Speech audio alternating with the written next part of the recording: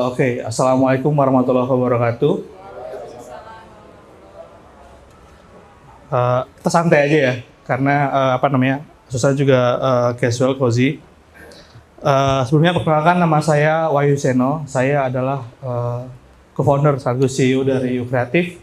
Ukreatif adalah perusahaan konten kreatif production dan social media management sepertinya terbesar di Indonesia untuk pasar UMKM. Sepertinya, kurang tahu juga sih. Kita baru berdiri 1 tahun, dari tahun 2021 Agustus kemarin, dan sekarang kliennya mendekati 1.000 sih sejauh ini. Nah, apa yang kita lakukan daily, paling banyak kita handle sosial media dari klien kami, kebanyakan UMKM juga, supaya yang pertama, owner tuh nggak ribet ngurusin konten lagi. Yang pertama. Jadi owner kan kalau bisa itu fokus ke part-part yang strategik, seperti akuisisi klien baru, kemudian kerjasama, kemudian bikin strategi, lalu menerjemahkannya ke tim. Hari ini kita akan bahas optimasi sosial media. Nah, kita kan sama tahu ya, kalau sosial media itu part yang sangat penting untuk online bisnis di Indonesia, khususnya. Nah, kalau misalnya kita lihat di negara-negara lain, konsumsi sosial media orang Indonesia itu sangat-sangat tinggi itu. Bisa jadi kita bisa menghabiskan waktu 4-5 jam sehari untuk scrolling di Facebook, atau Instagram, atau sekarang TikTok, atau nonton YouTube. Pasti kalau kosong, nunggu temen, nunggu makan, itu pasti scrolling sosial media. Itu yang yang unik dari orang Indonesia gitu ya. Dan surprisingly kita itu hampir di semua platform itu aktif. Di Facebook aktif, di Instagram aktif, di TikTok juga seenggaknya lihat gitu ya. Kalau ngobrolin akun, ngobrolin kita lihat kan. Di YouTube kita suka komentar ya, sampai rame gitu ya. Bahkan banyak trending topik di dunia itu terjadi karena orang Indonesia gitu, yang aneh-aneh gitu ya. Nah, itu membuktikan sebenarnya kalau misalnya kita fokus untuk pengembangan sosial media kita, itu sepertiga dari usaha kita tuh udah bisa terhandle gitu bahasanya. Makanya teman-teman semua jangan ragu untuk invest banyak di sosial medianya masing-masing. Entah apapun dari bisnisnya masing-masing, entah itu properti, entah itu F&B, entah itu jasa, entah itu fashion, fokuslah untuk create konten di sosial media.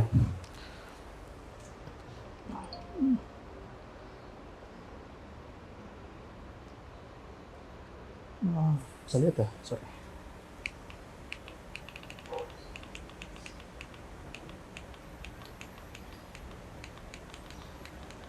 Nah, oke. Kita lihat data dulu ya. Data online content activities ini data saya ambil dari Hootsuite. Hootsuite itu platform untuk help scheduling post social media. Nah, apa sih yang dilakukan oleh orang kalau masuk di dunia online gitu ya? Nah, di dunia ini ya, bukan Indonesia. Di dunia itu, mostly itu orang nonton YouTube ya. Makanya pertumbuhan YouTube tuh algoritma luar biasa besar banget dan hampir memakan 2/3 dari platform video yang ada di dunia. Jadi kalau dibagi ya, kita tonton video itu ada YouTube, mungkin ada ada TikTok, ada yang lain. Sampai sekarang tuh YouTube masih yang paling tinggi. Jadi kalau misalnya kita cari konten yang butuh video, itu pasti mainnya di YouTube. Nah, di YouTube kan ada vlog dan macam ya. Orang juga suka nonton vlog. Kemudian dengerin musik streaming via Spotify atau Joox atau yang lain. Masih ada yang dengerin radio online, tapi kalau di Indonesia nggak terlalu booming ya. Kalau di Indonesia nggak terlalu booming, kalau di luar negeri itu masih booming nonton radio online. Atau dengerin podcast langsung. Nah, ini untuk sosial media streaming video apps di Indonesia yang paling banyak itu masih WhatsApp. Orang Indonesia menghabiskan 30 jam per bulan untuk lihat WhatsApp atau kirim pesan WhatsApp gitu ya. Berikutnya ada Facebook masihan. Surprisingly kita masih aktif di Facebook meskipun kalau untuk generasi di bawah saya itu kayak udah lewat zamannya gitu ya. Tapi untuk orang-orang yang di atas saya atau saya itu masih aktif ngeliat Facebook gitu ya. Teman saya ada yang ulang tahun atau gimana gitu. Itu masih enak rasanya di Facebook. Lalu yang ketiga itu Instagram. Karena kita orang yang sangat visual gitu ya, orang sangat visual gitu. Jadi mostly kita masih lihat Instagram dan ada TikTok sama Twitter. Oke, next. Nah ini kalau di Amerika Serikat yang beda sama Indonesia, surprisingly TikTok itu menguasai sosial media di Amerika Serikat. Nah pertumbuhannya itu tahun 2020 tuh udah 20%, tapi sekarang agak slowing down mungkin karena udah pernah growing terlalu cepat di 2020. Di bawahnya ada Reddit, itu subblogging, ada Pinterest, LinkedIn. Beda kayak Indonesia ya. Indonesia kan pasti pertama sih tadi YouTube sama Facebook sama WhatsApp. Oke, baik. Nah, kalau misalnya kalau misalnya kita punya bisnis kan kita punya bidang yang beda-beda ya. Ada yang di edukasi, ada yang jasa, ada yang makanan, ada yang F&B, ada yang fashion gitu. Nah, kalau misalnya nyari bisnis yang bakal banyak rekomend sama orang, itu kalau data itu health and beauty. Jadi skincare, kemudian mungkin pelangsing, mutih itu pasti banyak interaksinya. Yang terendah retail pasti, sama food and beverage. Nah kalau misalnya pengen ningkatin interaksi di Facebook, itu yang paling mudah kalau usaha untuk live di Facebook. Karena pasar Facebook itu terutama yang udah berumur let's say 30 ke atas, itu masih suka ngeliatin live Facebook karena lebih natural dibandingin yang lain gitu ya. Kalau TikTok kan kita lihatnya agak aneh gitu ya, ini apa sih gitu, nggak jelas gitu. Kalau Facebook tuh biasanya orang temanya itu masih nyambung lah, masih masuk akal gitu. Kalau TikTok tuh benar-benar aneh banget dan kita mungkin nggak siap sama keanehan itu gitu. Oke. Nah, hari ini saya akan bahas 5P untuk optimasi sosial media. Nah, sebenarnya kalau misalnya ngebangun bisnis itu nggak perlu yang aneh-aneh, nggak perlu yang kayak, saya pengen bikin aplikasi yang bisa, contohnya gimana ya aneh ya, yang bisa ngebantu mimpi orang gitu atau gimana gitu. Nah, basically kalau kita jamin itu kita cukup ngebenerin 5P ini. Tapi emang nggak mudah, emang sulit. Tapi basicnya kalau kita bener di 5P ini harusnya berhasil. Yang pertama itu ada people-nya, orang yang menjalankannya. Yang kedua itu produknya. Produknya tuh bener nggak sih? Contoh ya. Dulu pas zaman-zamannya booming makanan gerobakan, macam-macam tuh ya. Itu ada yang coba ngejual bakso bentuknya kotak. Unik sih, tapi nggak masuk akal. Booming pertama kali habis itu hilang. Atau bakso bentuknya segitiga kayak trapesium gitu. Nah, otak kita tuh ngapain terlalu aneh nih, kalau bisa terlalu aneh gitu ya. Mungkin unik sesaat doang, tapi selebihnya ya akan hilang seperti biasa. Jadi produknya kudu bener. Jadi kalau bakso tuh ya kudu bulat, enak. Dah. Nggak perlu bakso tuh ungu gitu ya, atau pink, atau warna-warni gitu, enggak. Bakso tuh ya bulat, enak, udah. Nggak usah aneh-aneh lagi deh. Gitu. Yang ketiga price, harga. Nah, harga ini menentukan banyak hal. Terutama untuk marketingkan produk kita kemana dan ke siapa. Contoh, kalau misalnya ibu dikasih bakso harga 500 perak semangkok, beli nggak? Nggak. Kenapa coba? Nah, nggak rasional kan? Balik lagi kalau tadi, usaha tuh nggak usah aneh. Biasa aja, maksudnya nggak usah yang aneh banget gitu. Atau misalnya bakso di harganya semangkoknya 5 juta, beli nggak? Enggak. Kita beli kalau harganya 16.000 sampai 25.000, iya nggak sih? Kalau harganya misal gini deh, harganya 1.500 aja, masih nolak kan kata kita, karena jangan-jangan dagingnya bukan daging nih, jangan-jangan dicampur racun ya, jangan-jangan ada boraksnya nih, ada yang lain gitu ya. Maka balik lagi, kita kudu benerin lagi di poin 5P ini. Terus yang keempat misalnya promotion. Ingat zaman-zamannya nama makanan dikasih nama-nama setan? Ingat gak? Bakso setan lah, terus bakso kuntilanak lah, apa gitu. Pernah booming kan? Sekarang ada nggak? Nggak ada lagi. Kenapa? Karena promosinya ya. Nggak wajar, aneh gitu. Yang pertama tuh ya bakso bujangan, biasa aja gitu. Bakso Semar kan, kita bisa terima, bakso Semar, oke deh, nggak aneh gitu ya. Misalnya kita kasih nama misalnya bakso Semarping deh, udah nggak nyambung lagi. Baik lagi, dibenerin promotionnya. Yang terakhir placement. Placement ini penempatan. Contoh.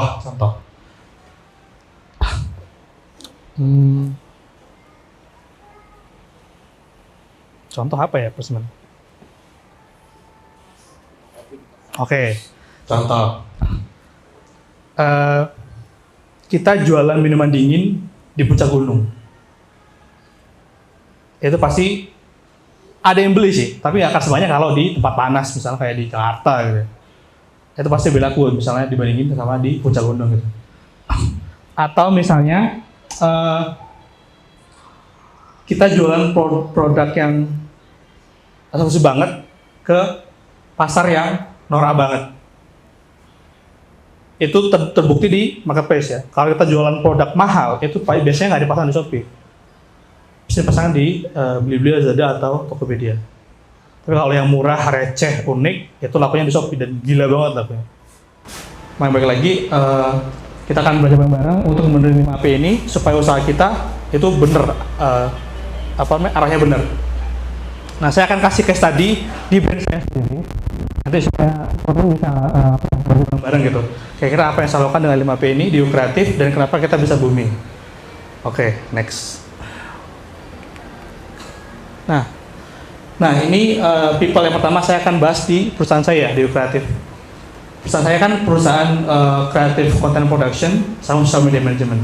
Sebenarnya kalau kita ngomongin kita ngomongin keseluruhan bisnis online itu butuh 6 orang ini sebenarnya. Kalau pasarnya di online.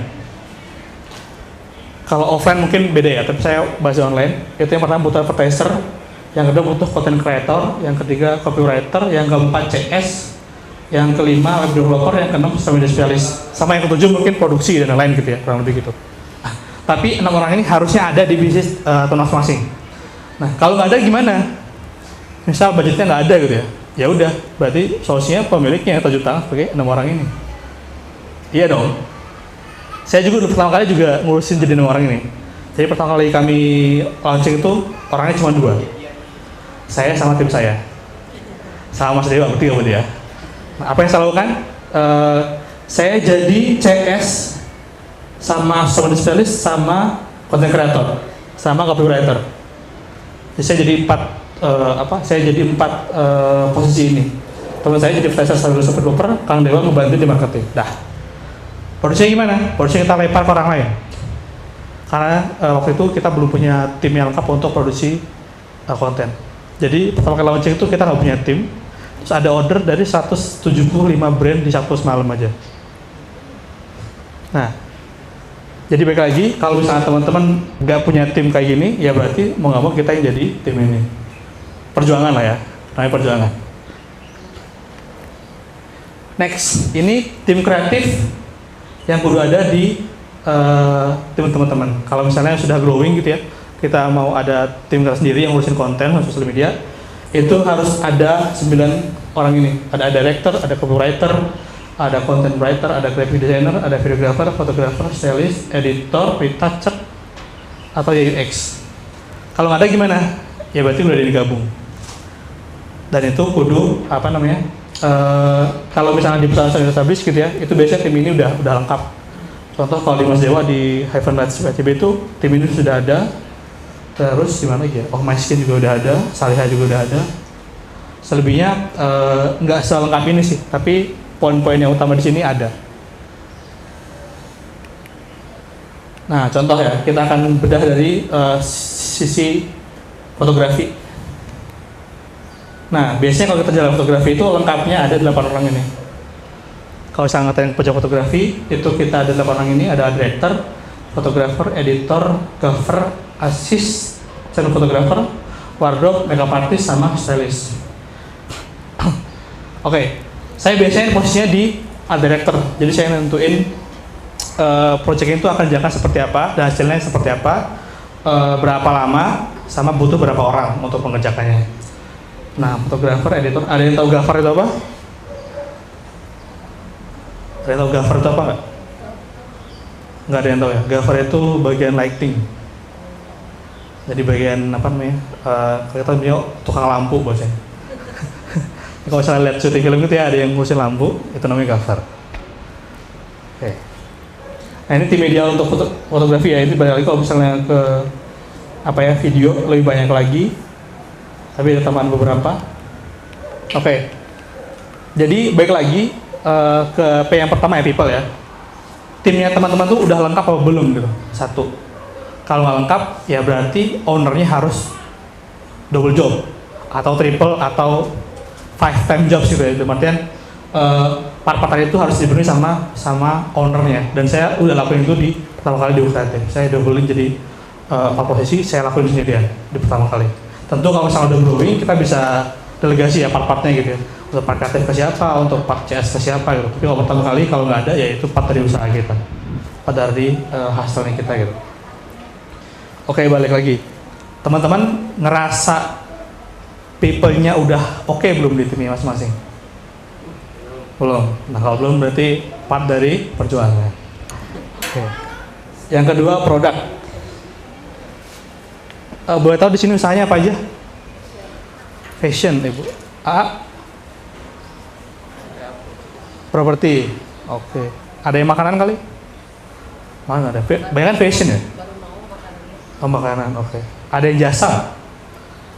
Jasa apa, Bang? Konstruksi. Oke. Lokasi di mana, Pak? Di Bandung. Oke, fashion. Ada yang skincare, kosmetik? Nggak ada. Oke. Ada yang jasa kreatif kayak saya nggak? Nggak ada juga ya? Kreatif ya? Oke. Oke, baik. Oke, kita akan produk. Nah, produk itu fokus sama segmentasi pasar. Segmen itu nanti menentukan ke YAP berikutnya tuh, ke pricing. Jadi kalau misalnya kita sudah, misalnya kita gini, misalnya kita punya brand fashion hijab gitu ya, kita mau jual kemana nih produknya? Kalau segmentasi, kalau lihat hijab tuh kayaknya paling tinggi tuh kan sekarang button scarf ya, yang paling mahal, yang paling elit gitu bahasanya. Di bawah, paling bawah tuh tebakan saya ada Umama sama let's say Koyu kali ya, Koyu hijab yang saya tahu. Nah saya itu di tengah-tengah ya, macam-macam gitu kebanyakan. Tapi yang paling tinggi itu button scarf, yang paling bawah tuh Mama. Nah button scarf itu nggak pernah tuh promosi diskon gede-gedean gitu ya, atau dipromokan sama influencer yang biasa aja gitu. Nggak pernah tuh. Mereka pasti yang promoin itu yang mahal, kalau misalnya mau launching itu pakai fashion show yang bagus gitu. Mereka sama Umama tuh nggak pernah promosi yang mahal banget karena tahu pasarnya kalau misalnya kata mahal nggak akan beli. Umama tuh promosinya ya diskon gede, terus kemudian apa ya, Instagramnya tuh full katalog gitu ya, full katalog langsung jualan aja gitu. Nah kalau Button nggak, Button lebih ke visualnya dibuat lebih eksklusif lah bahasanya gitu. Dan mereka baik lagi mereka fokus sama segmen mereka. Jadi Button nggak akan ngeluarin harga di bawah 100.000, saya jamin itu. Mama juga sama. Mama nggak akan mungkin jualan harga di bawah 1 juta, di atas 1 juta. Gitu. Karena pasarnya udah kebentuk nih. Saya mereka di bawah. Kalau misalnya teman-teman misalnya kayak fashion gitu ya, tentuin dulu pasarnya itu mau punya daya beli berapa. Dan fokus nanti untuk promosinya ke situ aja. Nggak usah aneh-aneh. Kalau mahal nggak usah buka Shopee, buka jadi Tokopedia. Kalau murah ya main di Shopee, rebutan sama yang lain. Kalau jasa gimana? Jasa juga sama. Saya kenalan sama orang yang punya jasa promosi juga, tapi dia mainnya eksklusif, main mahal. Namanya Ara Interior. Nah Ara ini nggak pernah tuh ngasih harga murah. Jadi kalau misalnya orang yang nggak mau beli ya nggak apa-apa, bukan pasarnya dia. Karena dia jaga kualitas sama delivery ke kliennya, dan itu dia jaga dengan sangat baik. Dalam artian dia akan bilang, kan biasanya kalau misalnya jasa kita mikirnya, misalnya kita biasanya jual 30 juta misalnya gitu ya, terus ada yang nawar bisa nggak 25. Kalau misalnya kita kan apa kali bisa lah, kan cuman masih untung gitu ya. Nah, kalau orang nggak, orang tetap say, oh nggak bisa Pak, kalau misalnya mau 25 di luar aja. Sekuat itu untuk megang brand eksklusifnya. Karena dia tahu pasarnya dia itu nggak akan nawar banyak-banyak. Kalau udah suka ya udah jalanin aja. Dan dia buktiin dengan delivery yang bagus ya. Klien dia tuh kebanyakan dari repeat order yang udah pernah pakai jasanya dia, itu akan repeat atau akan over ke teman-temannya dia. Jadi balik lagi ke segmentasi.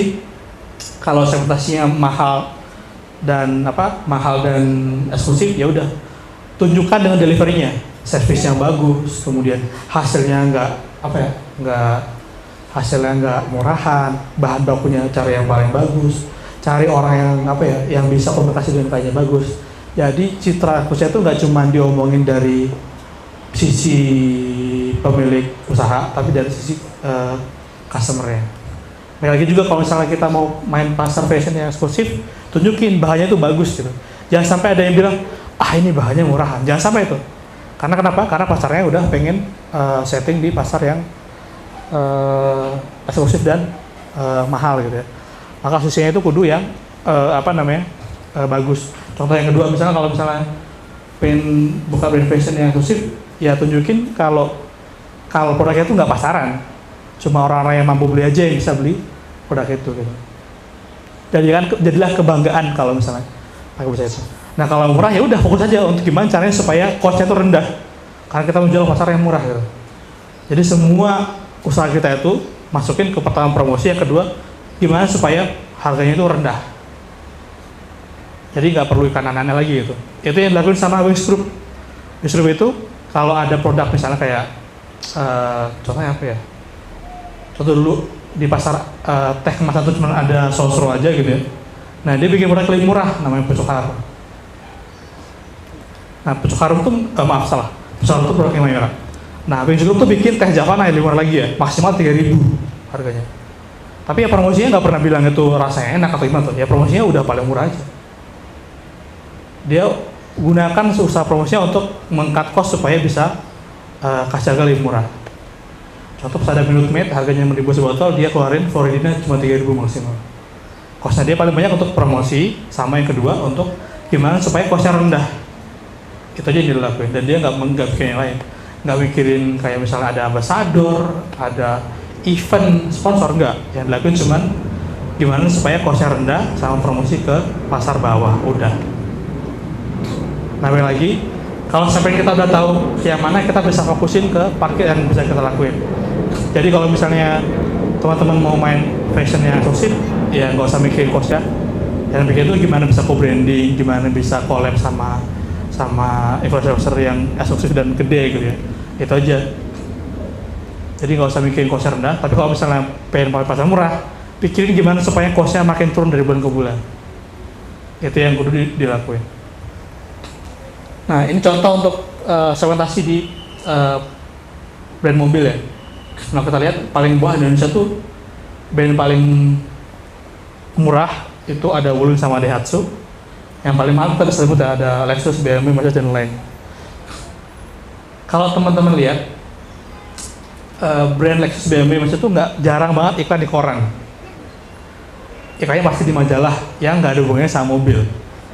Kayak di majalah golf, kemudian majalah penerbangan. Kenapa? Karena pasarnya di situ. Nah kalau Toyota, Daihatsu, itu iklannya di koran tuh. Kebanyakan koran-koran yang terjangkau kayak Tribun itu biasanya ada iklan Daihatsu, iklannya itu tanpa DP atau bunga ringan. Nah kalau brand gede nggak pernah tuh iklan TDP atau bunga ringan. Kenapa? Karena pembelinya udah mau beli. Nah yang ditunjukin malah kemewahan, eksklusivitas gitu-gitu.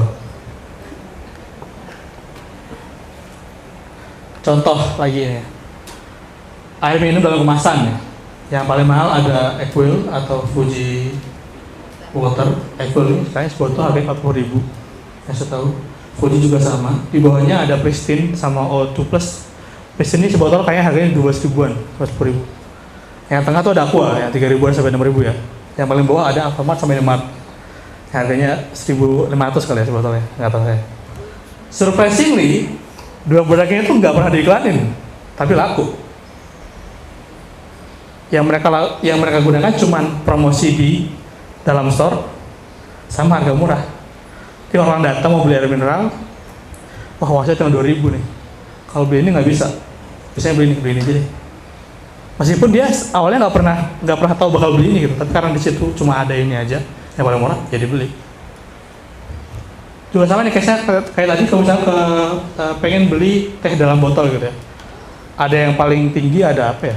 kayaknya ada Ichitan kalau nggak salah, atau Meolongti. Yang paling bawah ada Javana yang paling murah ya, Javana. Terus Javana ada Pucuk Harun, terus lagi ada Sosro. Orang kalau datang ke supermarket, misalnya udah belanja lain ya, dia pengen beli ada sisa 3.000 nih, yang ada cuma Javana, dia pasti bakal beli. Meskipun pengennya Pucuk Harun gitu ya, tapi karena harganya 500 kurang 500 nih ya, ya udah dia beli yang murah aja deh. Toh kayaknya rasanya sama-sama teh gitu ya, dan dingin, udah selesai. Javana itu nggak pernah effort marketing yang gede-gede banget. Sama aja, cuma paling kan TV biasa sama ngebuat harganya maksimal 3.000. Dan itu harga batas bawah yang orang reasonable untuk beli produknya. Oke, baik.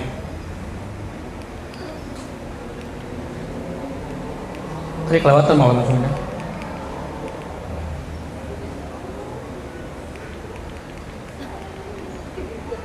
Oke, produk. Sebenarnya marketing terbaik itu menciptakan produk terbaik. Jadi semua effort marketing, semua effort sales itu harusnya menciptakan produk yang terbaik. Kenapa? Karena produk terbaik itu akan mengurangi biaya promosi. Produk yang terbaik itu akan dipromosikan oleh penggunanya sendiri tanpa diminta. Oke, baik. Sekarang ditanya, gimana tuh produk terbaik?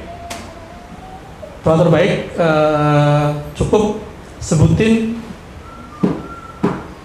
5 keunggulan dari produk teman-teman masing-masing sama 5 kekurangannya. Misalnya kalau misalnya sekarang punya produk F&B gitu ya, sebutin aja 5 keunggulannya apa, sama kekurangannya apa. Dilihat dari yang lain, misalnya keunggulannya, misalnya kalau misalnya kita jualan seblak packaging itu, keunggulannya misalnya harganya murah, variannya banyak. Terus apa lagi ya?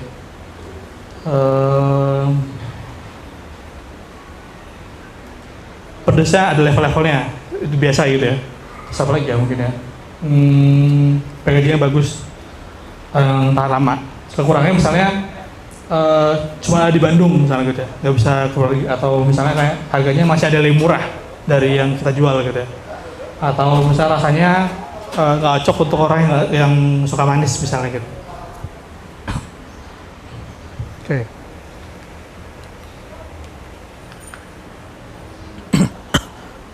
Kalau udah dari bidang yang teman-teman masukin, misalnya kayak gini, di fashion hijab tuh yang paling unggul tiap segmen itu tadi saya bilang, kalau misalnya untuk yang segmen atas tuh ada button scarf, yang bawah ada Umama sama Hoyu mungkin ya. Kalau misalnya teman-teman mainnya di level bawah mau saingan sama Umama, sebutin 5 kekurangannya Umama.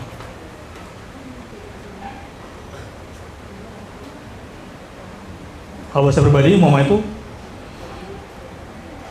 nggak lorong ya. Umama itu yang pertama bahannya kurang oke buat saya. Kedua lihat ya, bahannya kurang oke, beberapa kasar, terus pelayanannya itu kurang ramah di in-house store-nya. Terus yang ketiga, kebanyakan pilihan. Orang kalau banyak pilihan pusing malah belinya gitu ya. Tapi kalau misalnya pilihannya lebih simpel, mungkin bagus ya. Yang keempat mungkin packagingnya jelek. Yang kelima saya nggak tahu. Tapi 4 itu udah cukup untuk tahu kekurangannya kemana. Nah, kalau misalnya kita pengen bikin produk terbaik yang pernah ada atau yang bakal nguasain pasar, itu rumusnya cuman sebutin siapa penguasa pasarnya di sektor tersebut, tapi tanpa kekurangannya. Jadi, kalau misalnya kita mau geser pasarnya Umama, berarti produknya kudu lebih murah, sama tadi hal itu tuh bisa kita jawab gitu. Atau 2 aja lah bisa jawab, bisa kayak enggak, kita misalnya kayak kita lebih bagus dari Umama gitu. Nah itu otomatis bakal menang sendiri. Tentu didukung sama promosi, cuman yang pasti yang paling utama produknya itu kudu winning dulu. Misalnya properti, let's say lagi booming di Jawa Barat kan properti syariah tuh, misalnya ya, syariah gitu. Nah, segmen apa yang mau kita ambil? Apakah yang bawah, tengah, atau atas? Let's say yang bawah ya, yang bawah nih. Nah, sebutin siapa developer properti yang paling besar di Jawa Barat atau di Bandung deh misalnya gitu. Yang saya tahu ada apa ya? Apa sih yang paling gede di Bandung? Developer? Tahu nggak Mas? Nggak tahu. Podomoro kayaknya bukan syariah deh. Biasa ya. Yang syariah ada nggak? Syariah Greenland, oke. Syariah Greenland ya. Nah, coba dibedah Syariah Greenland itu, dibedah, sebutin 5 kekurangannya dia.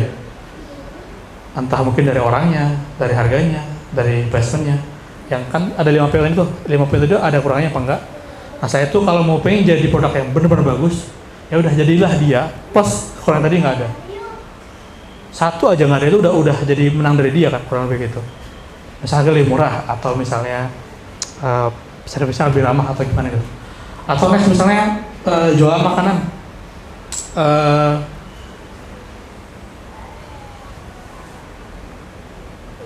Contoh jualan seblak di dalam packaging. Kalau sekarang lagi rame itu Sajodo snack kalau nggak salah ya, sama Cikemang ya saya tahu. Teman-teman kalau sama situ itu bedahlah siapa betul terkuat dan hilangkan kekurangannya mereka, itu udah jadi winning. Contoh di kreatif, contoh nih ya kreatif nih. Kreatif itu jasa sosial media untuk brand UMKM. Ada nggak pesaingnya? Ada AdSpot sama Visual Labs. Itu punya teman saya sendiri juga sebenarnya. AdSpot itu orang Bali, teman saya waktu kuliah di Jerman. Visual Labs itu teman saya di Jakarta. Saya akan coba bedah versi saya. Apa sih yang kurang AdSpot? Itu ada produk fotografinya. Jadi pure design only. Satu. Harganya gimana? Harganya lumayan terjangkau sih. Masih di bawah 2 juta per bulan untuk foto jasanya. Bisa ketiga, servicenya gimana? Nah, saya lihat banyak dari klien mereka tuh yang kabur karena pengerjaannya lama. Sama nggak jelas gitu ya. Oh, ini ada poin untuk kita bisa masuk. Terus yang keempat, kurang tahu sih. Mungkin karena kita ngerasa masih ada ceruk pasar muslim mesti diambil, kita bisa pakai positioning sedikit muslim lah bahasanya gitu. Kalau expert itu karena ownernya orang Bali, jadi agak beda gitu lah ya. Terus yang kelima, promotion. Asal tuh kuat di iklan aja. Iklannya tuh kayak budget tuh gede banget, karena hampir semua kalau lihat iklan tuh untuk nyari sampai itu expert keluar gitu. Itu yang expertnya. Nah, Visual Labs menangnya apa? Dia harganya murah, di bawah 1 juta per bulan expert tuh. Tapi kekurangannya, desainnya tuh biasa aja. Buat saya ya, biasa aja. Terus nggak ada pada fotografinya. Atau jangan direkam. Nggak ada fotografinya. Terus yang ketiga, CS-nya juga sama tuh, bermasalah. Maksudnya nggak pas respon terus lama gitu ya. Terus yang keempat, revisinya nggak bisa cuman sekali, dan itu minor. Makanya yang kita ambil adalah harganya kita di bawah AdSpot, di atas Visual Lab. Kita nggak bisa menang melawan harga Visual Lab gitu, karena kita lebih mahal. Tapi terus lawan AdSpot. Yang kedua, kita ada pada fotografi yang bedanya gitu. Jadi kalau yang lain tuh nggak ada pada fotografi, kita ada. Yang kedua. Yang ketiga, promotion. Kalau dunia itu kuat di iklan, kita kuat di affiliate. Kan Mas Dewa dengan jaringnya kan bisa mempromosikan kita dengan gampang ya. Kan ada komisinya tuh untuk promosi kan. Nah, kita mikirnya, oh ini bisa nih, kita nggak usah menang di iklan, kita kode affiliate. Kenapa? Karena kita konten di situ. Jadi kalau misalnya kita nggak bisa kompetik langsung dengan mereka ya udah saya jalan lain gitu. Karena emang kalau misalnya saya nggak tahu, Export tuh ngabisin 1,5 miliar per bulan untuk iklan. Nah kita waktu itu belum dapat segitu kan, jadi udah kita main affiliate aja gitu. Nah hasilnya pas kita launching pertama kali itu ingat banget, internal itu ada 79 brand, itu ambil harga di 1,3 sama 4,5. Terus yang kedua, di malam kedua itu kita close 171 brand. Itu kalau kita lihat, karena kita ngelihat kita bisa meng-cover kekurangannya mereka, ya, Export Visual Labs, dan kita percaya pasarnya ada. Pas launching, udah tuh, baru saya tuh launching satu bulan itu, saya masih bingung karena timnya cuma 2 orang atau ngerjain itu ya. Jadi besok itu saya tugasnya cuma menego sama klien supaya mulainya mundur. Jadi besoknya saya hubungi klien satu, Pak bisa nggak kalau mulainya mundur? Kenapa? Karena saya ada timnya. Waktu itu kan. Jadi selama 3 minggu itu saya cuma nego untuk mundur mulai ke mereka semua, saya nyari tim. Itu. Jadi saya menutup 5 kekurangannya dari pesaing saya terberat yang udah besar ya, udah established, sudah lama itu. Jadi saya menambah keunggulan saya dari mereka. Ada pada fotografi, harganya di bawah ekspor atas Solab ya. Terus CS-nya lebih ramah, kemudian kita kode affiliate, sama kita garansi kalau misalnya nggak suka bisa refund.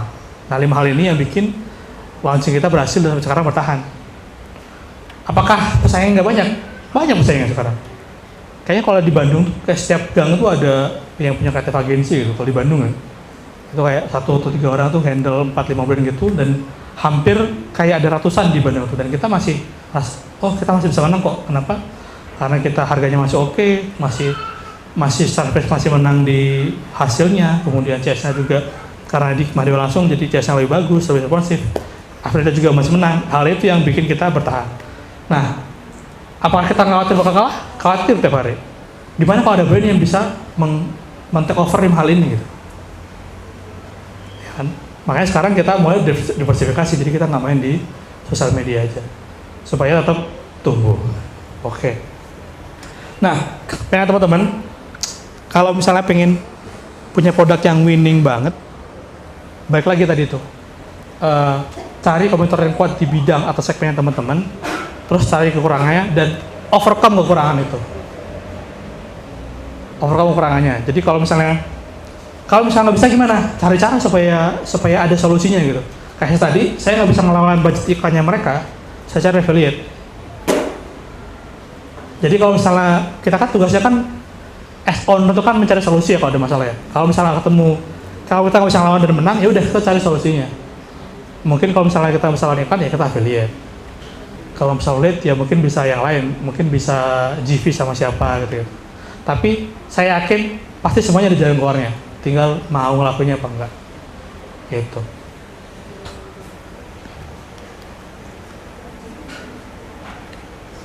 Oke. Sekarang di promotion.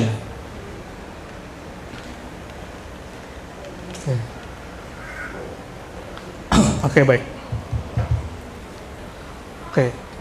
Ini penyakit kebanyakan pengusaha pemula. Yaitu semuanya pengen cepat ada hasilnya. Nggak sabar. Misalnya nih, jualan seblak, post Instagram pengen ada yang beli langsung. Wah, kok saya udah post seminggu nggak ada hasilnya, nggak ada yang beli. Baru seminggu padahal. Awalnya juga baru 10 gitu ya. Itu pun teman-teman sendiri gitu. Atau keluarganya. Jadi gini. Pengusaha itu bukan runner, bukan sprinter. Pengusaha itu pelari maraton. Jadi kita kudu percaya semuanya itu takes time, semua itu butuh waktu untuk berhasil. Cuman kalau misalnya kita berusaha terus-menerus tanpa kehilangan motivasi, pasti akan berhasil. Saya percaya itu. Saya sudah merencanakan semenjak saya terjun ke dunia ini, dunia kreatif, di tahun 2017, bahwa saya akan punya kantor di Asia Tenggara. Tapi nggak tahu di mana. Dan ternyata Desember ini saya akan punya kantor di Bangkok untuk pertama kali. Saya percaya kalau saya kehilangan motivasi sekalipun, dan betul saya begitu, akan ada yang akan kejadian tengah jalan. Tapi nggak sekarang emang sekarang. Saya melewati banyak hal, ditipu temen, kemudian rugi miliaran, kemudian dimarahin klien besar gitu kayak besar. Itu udah semua saya lewatin. Tapi saya nggak pernah kehilangan motivasi itu. Saya yakin dan percaya, saya dalam suatu teman akan punya kantor di Asia Tenggara, dan itu terwujud di tahun ke-5. Dan saya 10 tahun. Oke. Nah, pengusaha pemula itu kan seperti tadi ya, itu beranggapan semua usaha dia itu kudu kebayar dari semua usaha dia itu kudu dapat hasil sesuai dengan usaha dia. Contoh. Misalnya promosiin ke teman 10 teman itu ada yang beli 1. Misalnya ya. Pengusaha pemula mikirnya, berarti kalau promosi 20 teman, berarti yang beli 2 dong. Padahal nggak gitu. Jadi ya tetap 1 aja, nggak nambah tuh. Promosi ke 1 orang, ini cuma 1 gitu ya. Kenapa? Karena hasil itu bukan hasil itu bukan linear. Hasil itu eksponensial kalau sabar. Jadi kalau misalnya let's say mas properti, jual properti, terus jual ke 10 orang, ada yang beli 1 misalnya gitu. Terus mikirnya, berarti kalau jual ke 30 orang, yang beli 3 dong? Enggak. Mungkin cuma 1 doang teman. Sampai 2 tahun baru tuh, ada 2, terus 4, terus 10, berapa gitu. Yang kita lakuin, itu jangan pernah kehilangan antusiasme. Jadi percayalah, kita lagi niatnya lagi pengen apa ya? Lagi pengen bangun legacy, pengen bikin apa ya? Pengen bagi manfaat ke orang lain gitu ya. Jadi kalau kita niatnya ngasih manfaat ke orang lain, misalnya kita lakuin itu nggak melelahkan banget lah. Misalnya kalau misalnya kita niatnya masa properti, pure cari uang doang, bakal capek tuh. Tapi kalau niatnya saya pengen orang tuh dapat rumah yang harganya murah, terus rumahnya bagus, terus mana?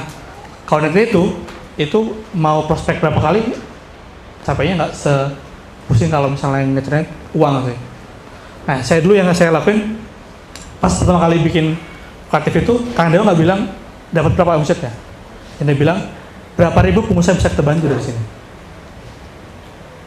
Karena sebenarnya itu bantu pengusaha ya. Yang saya pikir tuh gimana saya bisa kasih offer lebih murah satu, karena saya tahu itu costnya lumayan lumayan gede untuk pengusaha mula. Yang kedua, gimana supaya pengusaha yang udah dapat tuh makin puas sama hasil kita, sama service kita. Itu yang saya lakuin berhari-hari, tiap hari. Gimana supaya murah, potong kos ini, murah potong kos ini, dan gimana supaya lebih suka, kita kudu didik tim supaya lebih bagus di part ini. Tim supaya kita kasih pengertian untuk belajar copywriting, kita kasih untuk kelas desain ke tim kita, supaya bisa ngasih yang terbaik untuk klien kita. Kalau niatnya 2 itu, insya Allah, dan nggak terus insya Allah yang direncanakan sama di email tertentu bisa terwujud. Tapi nggak sekarang, sebenarnya butuh waktu. Oke, balik ke sini. Nah, tadi balik ya. Kenapa kalau misalnya kita posting sosial media itu nggak langsung ada yang beli? Kenapa? Karena emang partnya bukan untuk beli. Apalagi masih baru banget, masih 2 bulan gitu ya. Udah pengen beli gitu. Nah, buat saya itu muluk-muluk sih. Nah, di fase awal itu kita cukup yang pertama ya aktif dulu sama ngasih awareness. Jadi kalau misalnya gini, Mas, tapi saya nggak punya dana lagi nih untuk bertahan hidup. Contoh misalnya gitu ya, di level itu bahasanya gitu ya. Sementara kalau nggak ada jualan, saya nggak bisa mulai usahanya. Gimana caranya? Ya udah, jangan usaha dulu. Cari cara supaya bisa bertahan dulu. Kalau misalnya itu case-nya separah itu gitu ya. Karena kenapa? Maraton itu butuh bahan bakar yang stabil. Jadi kalau misalnya ditanya kapan sih waktu yang tepat untuk mulai usaha, saya akan kasih info waktu yang sangat nggak tepat untuk mulai usaha, yaitu saat nggak punya apa-apa. Di saat nggak punya apa itu jangan mulai usaha dulu, karena yang kudu kita lakukan itulah kita kudu stabil dulu secara finansial. Oke dulu baru kita mulai usaha. Itu kalau misalnya tanya kapan terbaiknya, saya kasih kapan terburuknya. Itu saat nggak punya apa-apa, dana kurang, waktu terbatas. Itu saat yang terburuk untuk mulai usaha. Karena di usaha itu kita bakal banyak namanya gambling bahasanya. Bertaruh nih. Saya bertaruh ini kayaknya bakal berhasil tahun depan. Ternyata enggak. Ternyata biasanya 2 tahun lagi gitu ya. Nah, gimana kalau misalnya kita berharap, saya bertaruh nih, saya berharap sepertinya 2 bulan ini bakal berhasil nih. Ternyata enggak. Kita akan susah ya. Udahlah, saya balik lagi aja. Enggak gitu. Makanya kalau misalnya mau mulai usaha, nggak ada usaha yang nggak pakai modal. Sebenarnya butuh modal. Jadi kalau bisa pastiin modalnya ada dulu. Kita bisa eksperimen ABCD gitu di awal. Dan itu yang kudu dilakuin sebagai pengusaha. Nah, apakah saya nggak ngatur? Saya ngatur juga di eksperimen pertama kali. Dulu saya pernah jualan foto produk. Timnya nggak ada. Studio sewa, kamera sewa, semuanya sewa. Saya jual cuman saya tahu pasarnya ada, terus tawarin satu-satu. Saya pernah kelilingi Baltos sendirian, tawarin jasa saya, nggak ada yang beli. Padahal menurut saya harganya udah murah. Saya pernah keliling ke, kayaknya hampir semua mall udah saya keliling untuk nawarin produk saya di tahun 2018 kemarin. Nah, balik lagi di fase pertama itu gak usah banyak pada penjualan deh. Yang penting kalau misalnya kita kalau sosial media itu pertama aktif dulu. Aktif dalam artian, kontennya ada. Jadi nggak usah expect ada penjualan di bulan pertama. Yang kedua, kalau ada penjualan, anggap aja itu bonus. Karena per kita nggak mencari penjualan, per kita cuma pertama aktif dulu. Nah, aktif udah mulai banyak, orang udah tahu nih, ada brand A misalnya. Misalnya namanya Seblak apa ya? Misalnya Seblak Saparua misalnya itu. Seblak Saparua gitu. Nah, kita akan masuk kedua di consideration. Consideration itu dibuktikan dengan ada orang yang mulai tanya harganya, pengirimannya, mungkin misalnya kayak kapan spending, ada promo apa enggak, itu consideration. Artinya, orang udah mulai aware sama brand kita, dan dia pengen tahu lebih jauh. Terus yang ketiga baru masuk ke fase untuk masuk ke selling, jualan. Hitungan saya pribadi dari beberapa yang saya kelola, itu biasanya baru ada awareness, consideration tuh di bulan ketiga. Untuk produk, let's say F&B, skincare sama fashion. Kebanyakan bulan ketiga. Kalau fashion lebih cepat sih. Bulan pertama, bulan kedua biasanya udah ada yang tanya. Cuma kalau misalnya untuk skincare sama F&B itu biasanya bulan ketiga baru ada yang kayak pengen tahu lebih jauh, tapi selebihnya enggak. Nah, apa sih yang dilakukan di fase awareness? Gak usah mikir muluk-muluk, yang penting aktif dulu. Gak usah mikir, wah ini fotonya bagus banget, enggak harus, yang penting aktif dulu, kontennya ada, terus ada yang lihat juga, kan kita produksi konten nggak ada yang lihat gitu ya, yang lihat juga, nanti stabilin dulu baru sampai di fase consideration, fase dia nanya. Seperti juga sama mas, nggak usah mikir kontennya kudu bagus, yang penting ada dulu deh, yang penting aktif dulu, sebisa yang bisa kita dilakuin dulu semaksimal mungkin. Kalau misalnya kita fokus di keaktifan dulu, insya Allah bulan ketiga udah akan masuk fase consideration. Nah, ini orang udah mulai kepo nih. Dan di sini kalau misalnya masuk baru disiapin tuh offernya kayak gimana. Nah, kalau saya dulu di kreatif, sebelum kreatif saya punya agensi namanya Web Production. Itu saya ngambil berapapun projectnya selama masih untung. Saya pernah cuma untung cuma 5.000 itu pernah. Dan itu costnya gitu ya, atau cuma 5.000 itu saya ambil. Karena masih masuk di consideration. Nah, tujuan saya tuh supaya klien saya tuh tahu apa yang saya kerjakan dan terima hasilnya. Nah, seperti tadi, nanti Januari kita akan akuisisi perusahaan baru, perusahaan rental equipment terbesar di Indonesia. Kita akan buka cabang di Bandung, berikut barengan sama jasa yang lain. Yang dilakukan sama pemilik BSF juga sama. Selama masih untung, masih kecil, itu diambil. Misal, kos seblak misalnya harganya 2.500 misalnya gitu ya. Kita jual biasanya harganya 4.000 gitu. Saya nawar, boleh nggak sampai 2.500? Kalau saya bolehin. Masih untung kan? Masih untung kecil. Apa? Karena dia perlu tahu dulu nih produknya kayak gimana. Kalau beneran enak dia akan balik. Kalau enggak berarti pasien itu ternyata kurang enak rasanya. Kalau ternyata ini kalau misalnya ini baunya nggak enak nih atau gimana gitu. Atau kurang pedes nih ternyata. Gitu. Jadi fase consideration selama masih untung jual aja. Kalau misalnya enggak. Dan saya kalau misalnya consideration saya juga berani untuk jual rugi. Kalau saya pribadi ya, saya pernah dulu gratisin 1.000 konten sebulan consideration, rugi itu. Tapi ya dengan saya rugi paling cuma 3 juta, apa buat belajar. Karena dari 3 itu bulan berikutnya saya dapat order tuh, mulainya sekitar 90 jutaan. Jadi bulan berikutnya balik modal, udah untung. Tapi bulan pertamanya saya berani untuk gratisin itu. Pas fase consideration. Boleh nggak kalau kayak gini di fase pertama? Boleh aja kalau misalnya mau langsung kasih apa gitu supaya ada peringatan. Cuma balik lagi pastiin bahan bakarnya aman. Oke. Nah,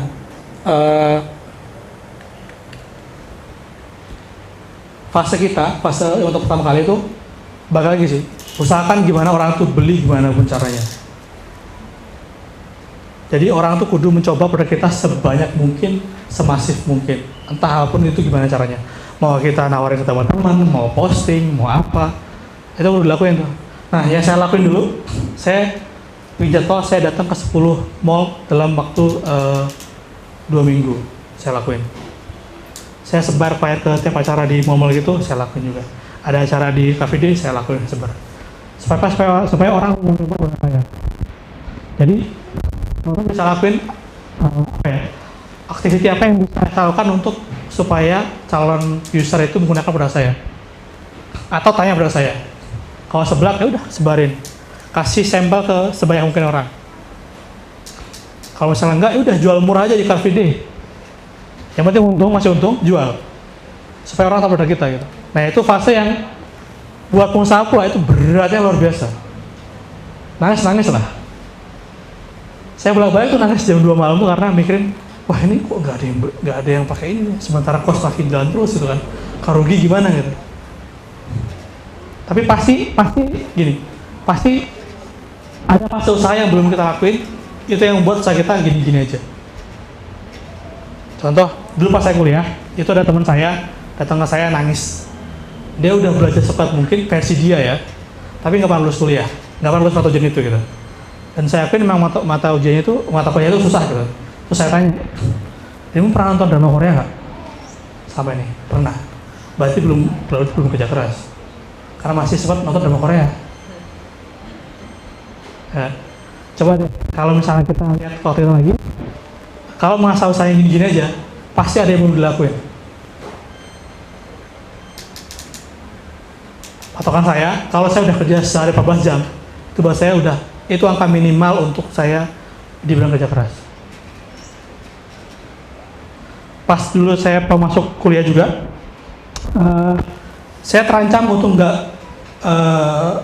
bisa masuk kuliah. Kalau di zaman itu kita punya waktu 2 tahun untuk bisa masuk kuliah. Nah, case-nya saya kudu lulus ujian bahasa Jerman, levelnya lumayan tinggi, dan saya masih di bawah gitu ya. Nah, yang saya lakuin, saya belajar sehari 18 jam, nggak pernah berhenti. Jadi saya berhenti cuma untuk mandi sama makan, sama sholat. Selebihnya saya lakuin untuk belajar. Di kamar mandi pun saya masih ngapalin kosakata, dan itu saya buktiin, ternyata kalau saya lakuin ini 3 bulan, nggak pernah berhenti, saya lulus ujian ternyata. Dan itu dimana hampir 2/3 mahasiswa saya itu nggak lulus ujian itu. Yang saya lakuin selama 3 bulan, saya belajar 18 jam sehari, nggak pernah berhenti, dan itu saya bisa bilang dan bangga, saya udah kerja keras. Nah, kalau teman-teman masih stagnan misalnya, coba deh lihat lagi waktunya, udah pernah kerja 18 jam sehari nggak? Nah, kalau belum, masih ada waktu kosong, masih ada nonton Netflix sama drama Korea, sama scroll Instagram, scroll Facebook, berarti belum kerja keras. Gitu aja. Oke. Nah, di fase pertama, nggak usah muluk-muluk. Kerja teman-teman itu fokusin supaya orang trial produk kita sebanyak mungkin. Caranya gimana? Terserah. Caranya gimana? Mau posting di Facebook, mau ngajakin teman ketemu orang, terserah. Yang penting orang coba produk kita. Mau datang ke RV, dia akan menjualnya, terserah. Boleh, bebas. Nggak ada yang salah, nggak ada yang benar. Dibuktikan dengan hasil. Nah, kalau hasilnya benar, kalau hasilnya ada, berarti benar. Kalau hasilnya berarti salah. Nah, gitu aja.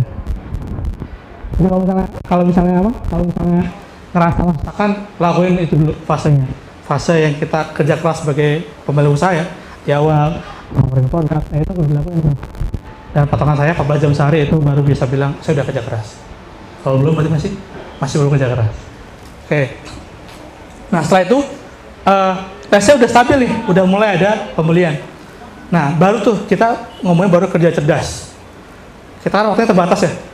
Nah, gimana caranya supaya kita bisa dalam waktu yang sama itu kita bisa dapat hasil lebih banyak.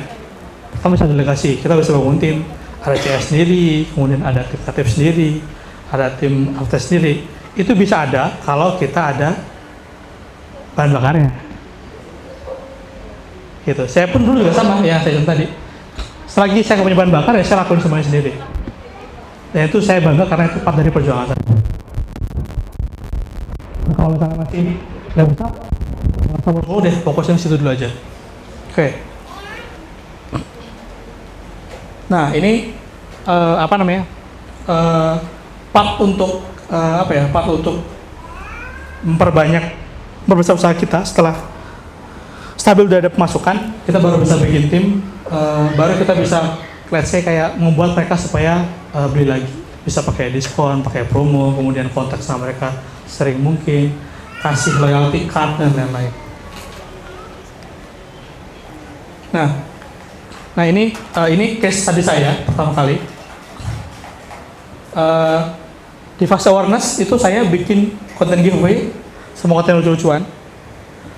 Terus edukasi sama product review. Jadi pertama kali launching kreatif itu kita bikin konten tadi gini di kreatif itu. Kita ngasih portofolio itu supaya orang aware ini ada jasa sosial media. Aware dulu deh satu. Nah, setelah aware kita pasang link di bio tuh di WhatsApp. Nah, di link ini kita orang yang udah tanya itu kasih kita ada webinar nih. Kita ada live Instagram selama 2 bulan gitu ya. Kita live Instagram. Jadi kalau misalnya pengen tahu lebih jauh dari kreatif, bisa ikut webinarnya, bisa ikut Instagramnya. Dan itu effortnya dilakuin sama saya dan udah tim. Yang ketiga, setelah mereka udah ngeliat webinarnya, artinya udah trial kan, udah tahu tentang ternyata, baru kita tawarin di penjualan. Penjualannya kita pakai referral sama promotion yang tadi. Jadi saya kontak beberapa KOL yang pasarnya pengusaha UMKM. Saya kontak, Mas bisa nggak kalau misalnya kita kerjasama gitu. Mas jualan produk kreatif, komisinya sekian. Kenapa kita Mas tanya, oh ini gimana cara kerjanya? Kayak gini aja, kayak gini. Nah, pas itu karena orang marketnya udah tahu, jadi closingnya lebih gampang. Nah, tadi itu yang tadi saya bilang kenapa sebenarnya butuh waktu? Karena emang secara logika orang tuh nggak suka ditawarin langsung. Saya pribadi kalau datang nawarin seblak, saya pasti bakal tolak. Karena saya nggak suka seblak. Atau yang kedua, saya lebih suka kalau beli itu saya sendiri yang nentuin. Misalnya beli Shopee gitu ya, udah saya beli sendiri, terus mungkin cari paling murah ya, promonya ada gitu baru beli. Kalau data tadi saya nggak malah kebanyakan saya nggak beli karena emang nggak suka aja. Basic saya karena introvert ya, nggak suka ketemu orang gitu. Jadi buat saya ngomong itu agak berat gitu sebenarnya itu. Kalau di itu saya jarang tampil sama Kang Dewa karena emang basicnya emang nggak suka tampilin sebenarnya. Gitu. Nah, jadi kalau misalnya balik lagi, teman-teman fokus dulu untuk aktifin sosial medianya. Kontennya mau gimana terserah, yang penting aktif. Nggak usah mikirin bagus atau enggak, yang penting ada dulu. Jadi orang tahu, orang tahu, oh ini ada ini. Nggak usah mikirin copywriting-nya kudu kayak gimana, nggak usah. Yang penting aktif dulu deh. Hashtag-nya kayak gimana, nggak usah dipikirin. Emang ada yang lihat? Nggak ada. Fokus aktif dulu, ada 2 bulan, setelah itu baru kita ngomong strategi itu. Oh, udah ada yang nanya nih, kita kasih offer deh ke siapa itu. Jadi offer itu bahasanya itu harga market itu baru jalan kalau udah ada yang tahu. Kalau nggak ada yang tahu ya buat apa harga aneh-aneh? Kita kudu ini, nggak usah aktif dulu aja. Kita kudu saya udah nggak usah bikin hashtag, yang penting aktif dulu deh. Semaksimal mungkin, mau live aja, nggak ada yang nonton nggak apa-apa.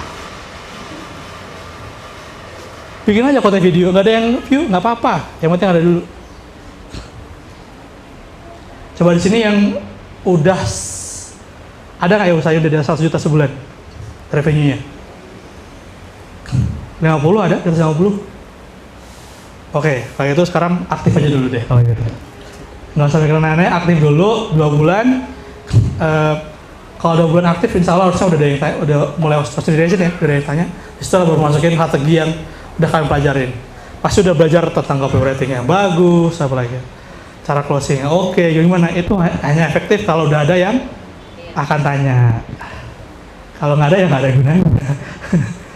Oke, baik. Nah, saya contoh beberapa konten yang kudu dibuat. Ya, untuk aktif dulu nih ya. Ini untuk produk F&B nih. F&B itu banyak testimoni. Jadi kalau misalnya punya F&B udah kasih temennya supaya testimoni. Nggak usah mikirin ini nanti videonya jelek nggak apa-apa, yang penting aktif dulu gitu. Kalau adanya HP Android, pakai Android aja nggak apa-apa. Nggak usah mikirin, udah pakai iPhone nih, nggak usah. Yang penting aktif dulu. Tunjukin menunya, terus kalau misalnya cabang, story, kalau misalnya di gerobak ada on the spot fotonya, ada yang beli nih ternyata. Ya, tunjukin aja, meskipun yang beli mungkin anak sendiri atau teman sendiri nggak apa. Yang penting aktif dulu. Nah untuk fashion ini spesifik ya. Fashion itu mau nggak mau visualnya itu kudu menarik. Jadi kalau punya produk fashion, fokuskan untuk bikin konten yang bagus. dulu pertama kali. Jadi kalau punya modal, gak usah kan dulu deh, karena kan kalau kontennya jelek nggak akan laku kalau fashion. Jadi all in kan ke visual yang menarik kalau fashion. Jadi kalau produknya baju anak ya bajunya tuh kudu ngemesin, kudu lucu gitu dilihat. Kalau hijab kudu bagus, stylenya kudu bagus. Jadi kalau semua effort yang ada, fokusin untuk bikin visual yang bagus kalau fashion. Testimoni nanti, yang penting visualnya bagus dulu. Karena orang tempting beli fashion itu karena visualnya bagus. Nah, semua ini itu kan kalah sama dua ini kalau fashion. Sama pada fotografi. Selebihnya menurut saya nggak penting. Yang penting dua ini.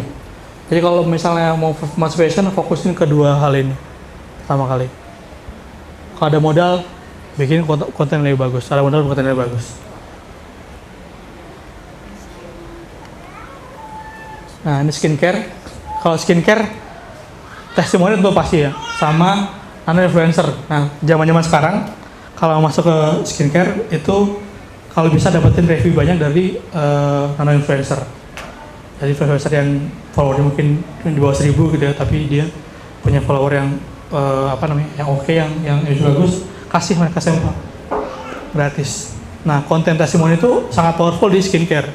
Karena keputusan belinya itu dari testimoni yang udah pernah pakai. Semakin banyak yang pakai testimoni, semakin mudah penjualannya dibandingin kalau misalnya fokus ke kayak fashion tadi tuh, kayak yang fokus ke visual gitu. Sehingga nggak tahu visual, butuh testimonial.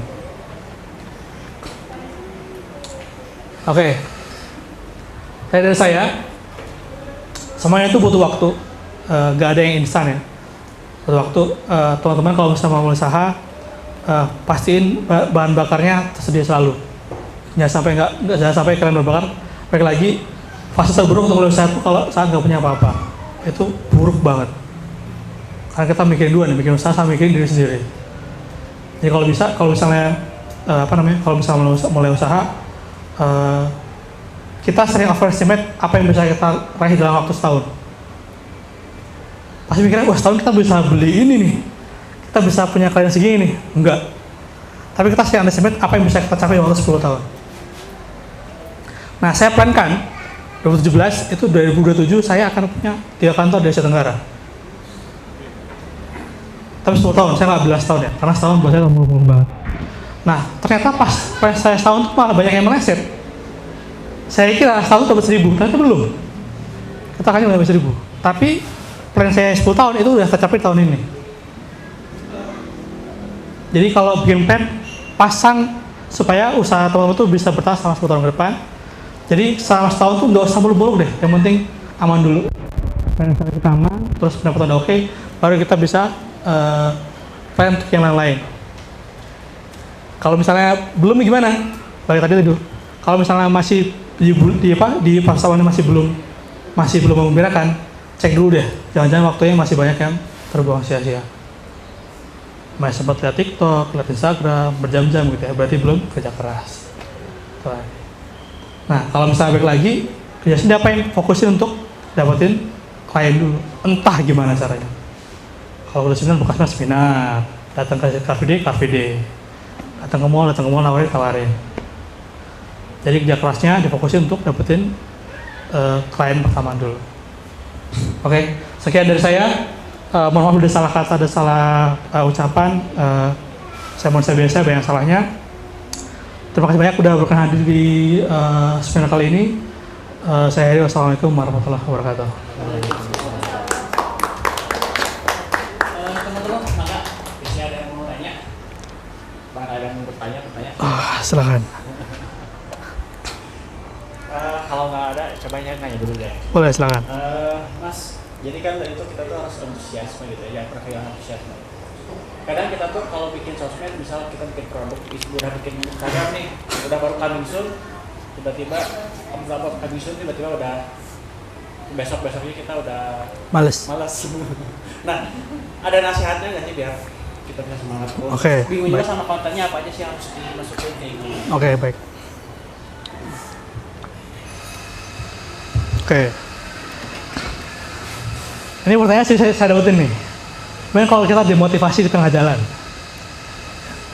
udah misalnya kayak, wah, itu udah bikin tesnya udah, misalnya mau jualan ini ya, Apa contohnya? Misalnya kita buka gerobak makanan gitu deh. Udah bikin logonya capek-capek ya, nggak desain, ya menu bolak-balik gitu ya. Terus ternyata nggak ada yang beli misalnya gitu. Terus kita kerasa udah kasih yang terbaik nih ya, ternyata nggak ada yang beli. Oke.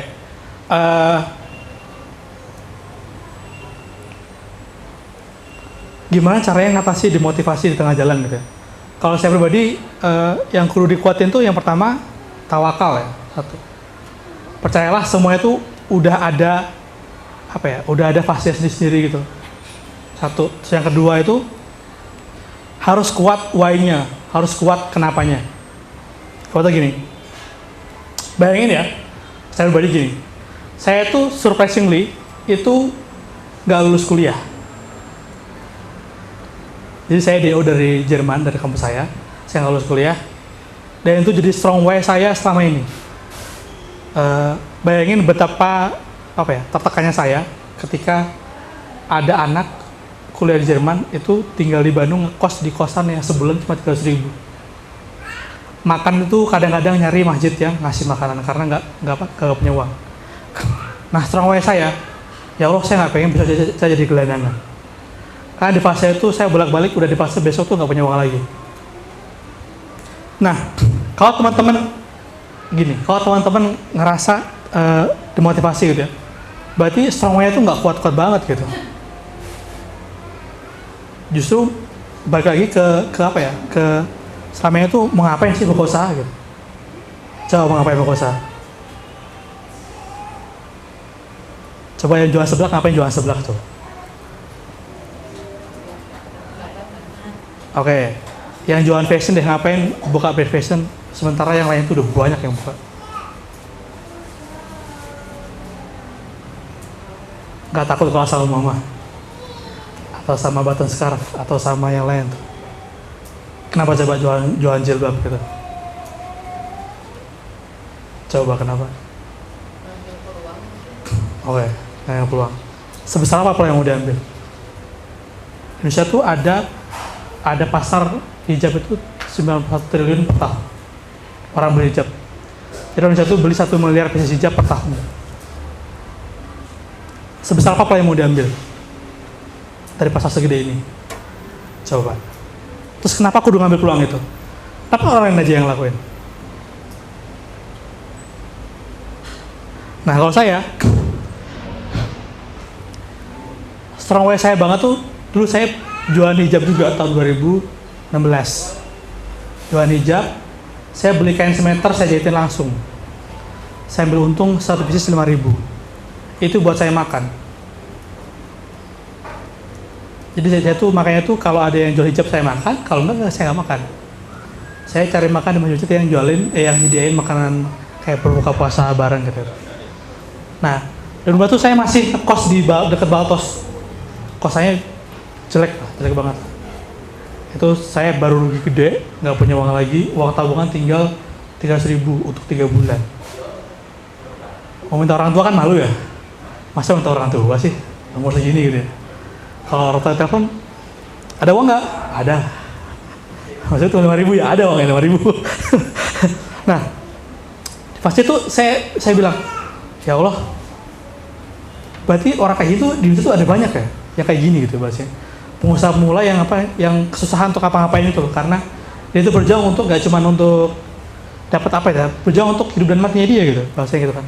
Makanya saya pertama kali saya bikin itu, saya pengen bantu, ya Allah, kalau bisa dengan ada yang kreatif itu saya bisa bantu 10.000 pengusaha Indonesia. Dan angka itu yang saya tetapkan nih bidang kepala saya nih, sampai 10.000 pengusaha nih. Kalau misalnya belum, berarti saya masih ada yang salah.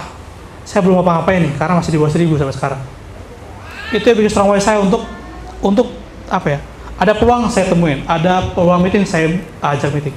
Kalau iklan saya cari orang yang bisa iklanin. Kalau misalnya bisa saya kerja sama. Kalau misalnya saya kalah di iklan, ya udah saya cari affiliate yang bisa, yang itu saya akan bolak-balik.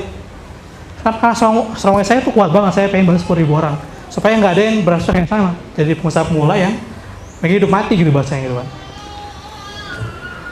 Berarti kalau misalnya ada motivasi, buat saya simpel, strong way-nya kurang kuat.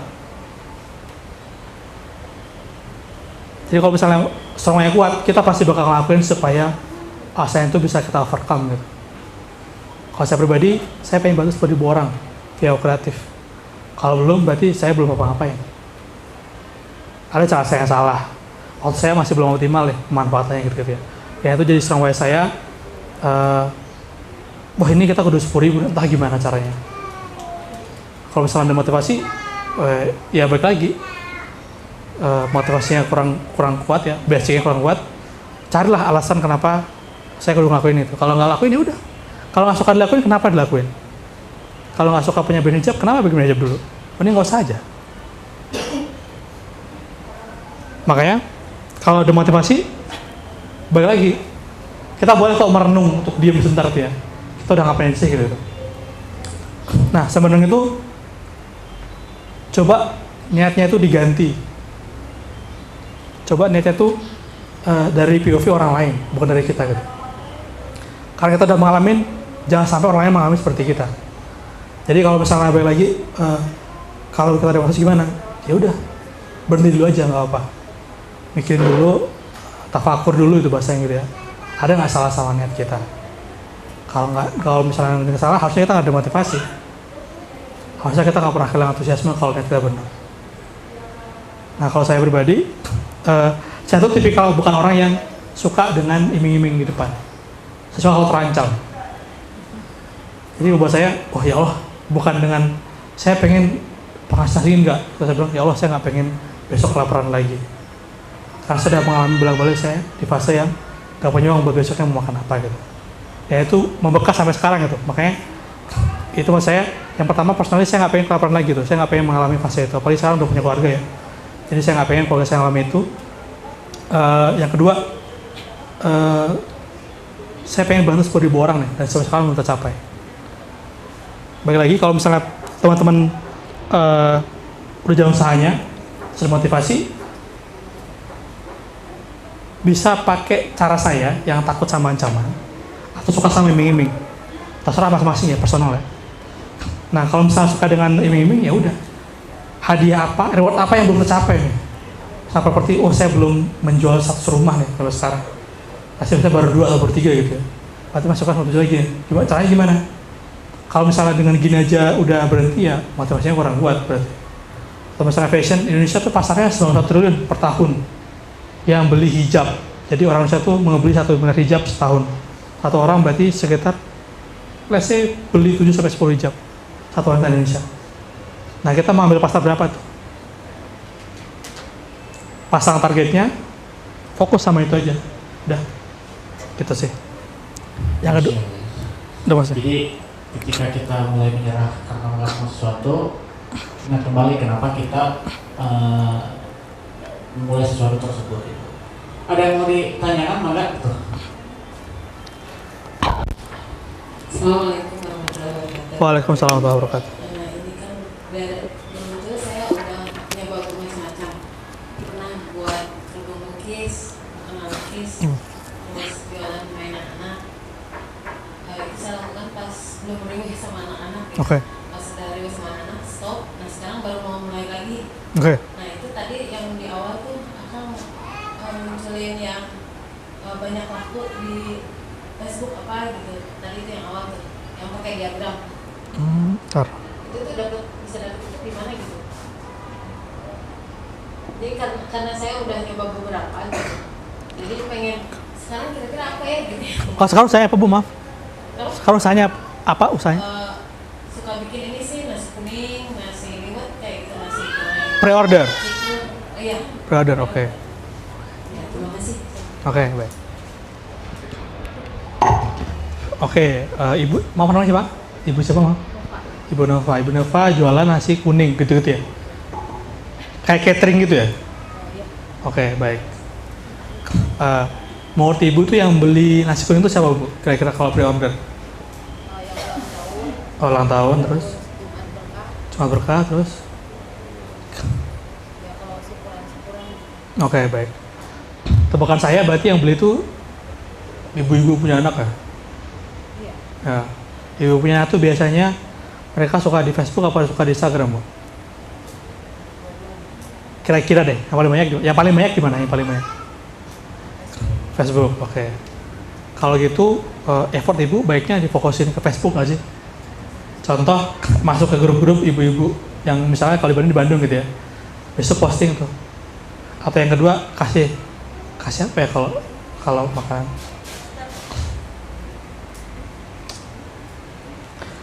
Kalau ini tebakan saya nggak tahu sih, karena saya belum pernah main kulineran gitu.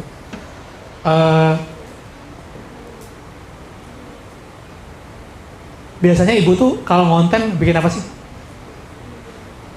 Gak pernah konten? Oh kalau gini bu, nice-nya. Ini dari saya nih. Yang pernah beli ibu videoin testimoninya. Siapapun yang beli. Tugas ibu tinggal posting itu di WA Story, di Instagram sama di Facebook. Dah. Gitu. Jadi karena makanan kan kuat testimoni ya makannya. Pasti mereka mikirnya pertama dari segi rasa, yang kedua segi harga dikompar ke rasa. Misalnya kalau bilang nasi kuningnya enak tapi harganya mahal, orang pasti lebih takut beli dibanding kalau misalnya ini nasi kuning enak sama harganya oke lah gitu. Jadi ibu bisa yang beli itu testimoninya bisa video bisa teks ya. Nah itu diposting di WA Story, Facebook sama Instagram. Selama 2 bulan ke depan harusnya penjualnya nambah kalau makanannya itu sih. Oh ya, case yang ini tuh saya terapin di Bandcamp Dewa yang mana ya? Ada makan, ada tuh ya, dapur Gladys mana ya? Ada sih ini. Kita coba cara yang saya pakai tadi bu. Jadi saya semua yang beli itu di testimoni semuanya ya. Kita coba aktif sebulan dulu. Setelah sebulan aktif baru kita pasang offer untuk jadi resellernya dapur Gladys. Tapi pertama kali saya minta semua yang beli itu dibeli testimoni. Sebulan ke depan itu kita mau running Sabtu besok. Gitu. Jadi kalau misalnya F&B kudu kuatin testimoni dari yang beli sih. Gitu. Harusnya kalau ibu aktif di WA Story, di Facebook sama Instagram harusnya ada pembeli baru dari orang yang lihat story-nya ibu. Gitu. Belum berani, masih takut. Masih malu-malu. Malu kenapa bu? Emang maaf bu, emang produknya nggak enak? Apa gimana? Enak sih kok. Nah kalau enak harusnya nggak malu dong. Udah ada request order gitu. Harusnya kalau enak, harusnya gini, baik-baik. Ini masalah malu ya. Kalau niat ibu itu jualan dapat uang, ibu wajar kalau malu untuk minta itu. Kalau misalnya ibu niat gini, gimana caranya supaya orang Bandung tuh bisa makan nasi kuning enak, halal, sama murah? Pasti nggak malu. Karena niatnya pengen ngasih orang Bandung supaya bisa makan nasi kuning enak, murah, sama halal. Kalau misalnya dapat uang, mungkin ibu, malu lah saya minta semua nanti gimana. Tapi kalau misalnya niatnya pengen gitu ya Allah gimana caranya supaya orang Bandung tuh bisa makan nasi kuning enak, murah, sama halal. Itu harusnya jadi alasan ibu. Kenapa ibu kudu minta testimoni mereka? Satu lagi boleh? Boleh. Bisa nggak pasar nasi kuning yang murah itu bisa levelnya jadi premium gitu? Sejauh ini ada nggak produk nasi kuning yang premium? Oke, kalau gitu ibu definisi dulu premium itu kayak gimana? Packagingnya kah? Rasanya beda kan? Misalnya rasanya rasa kayak manis kali, saya nggak tahu ya. Misalnya rasa nasi kuning rasa apa ya? Paling dibanyakin itunya kali ya. Oke. Bisa nggak dibuat premium? Bisa banget kok. Yang jual nasi tumpeng mini kan juga bisa digolkan sebagai premium ya. Nah berarti mungkin pengemasannya sama delivernya ke customer diganti. Gitu. Kalau ibu, sama-sama bu. Semoga sukses bu. Ada yang mau bertanya lagi? Wah, banyak sekarang.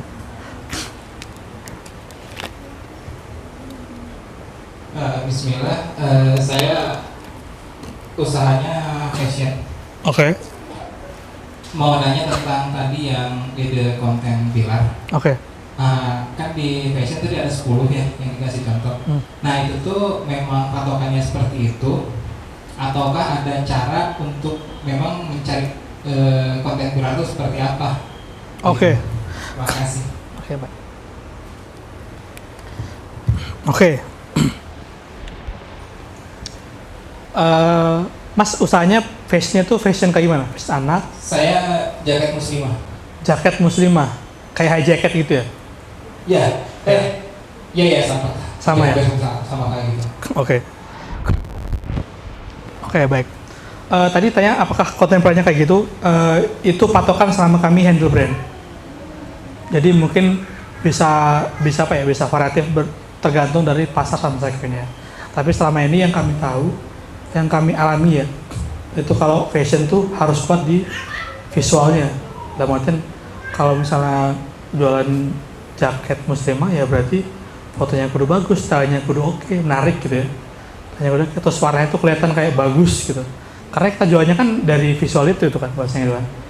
Jadi design maker dari fashion itu paling banyak dari seberapa narik kontennya secara visual. Jadi kalau misalnya konten menarik, insya Allah harga bisa nggak terlalu pengaruh banyak lah. Gitu-gitu. Nah, tonton dari mana juga baik dari pengalaman kami ya selama ini ya.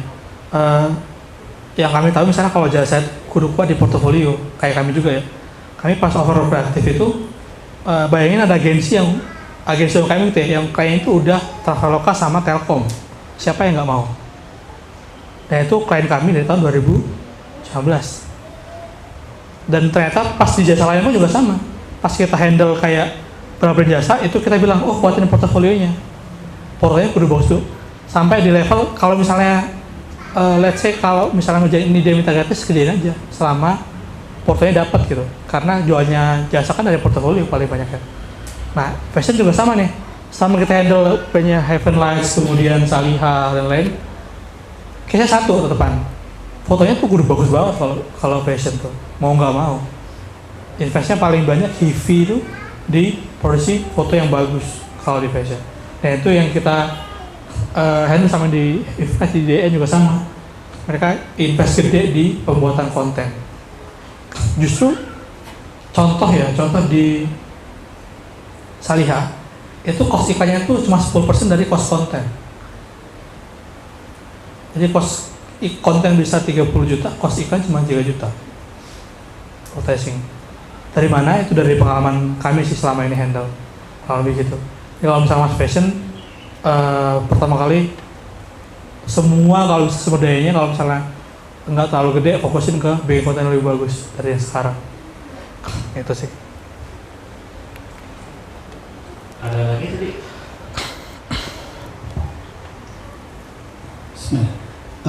Kan kalau tadi terkait dengan strong why tadi ya, kalau yang mungkin purpose-nya lebih dalam gitu itu bisa jadi sebuah kekuatan yang luar biasa.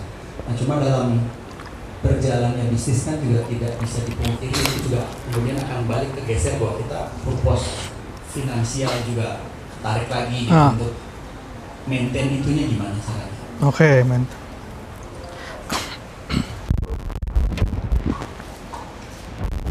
Oke, baik.